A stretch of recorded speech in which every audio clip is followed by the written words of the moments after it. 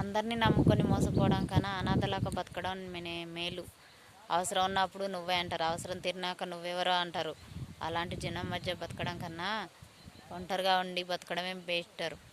నన్ను అలాంటి స్థితిలో నుంచే మేము ఇట్లుంటాం అట్లుంటాం అని నమ్మించి మోసం చేసేవాళ్ళు ఎంతోమంది మోసం చేస్తూనే ఉండరు. నన్ను చేస్తే నా ఇష్టం అడవిలో లేకపోతే నా గురించి మాట్లాడుకుంటారు.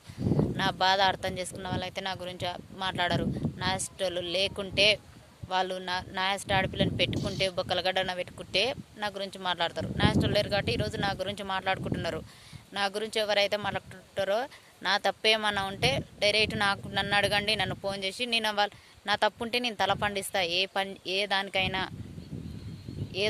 ఇస్తా. నేను నా తల తీసుకోండి. నేను ఏ చివరి మీద ఒట్టే చెప్తున్నా. మీలాగా ఇట్లా పెట్టడం అట్లా పెట్టడం మాకు తెలియదమ్మా. ప్రేమగా ఉండడమే తెలుసు మాకు. ఎన్నో మోసాలు చేసే వాళ్ళకు చెప్తున్నా నేను. నా ఆడపిల్ల లేకపోతే మాట్లాడుకుంటారు నా గురించి నలుగురు. నా అసలు చెల్లెలు లేకపోతే మాట్లాడుకుంటారు. నా అసలు అక్క లేకపోతే మాట్లాడుకుంటారు. నా అసలు బొక్కలగడన పెట్టుకున్న వాళ్ళు అయితే నా గురించి 24 గంటలు మాట్లాడుకుంటారు.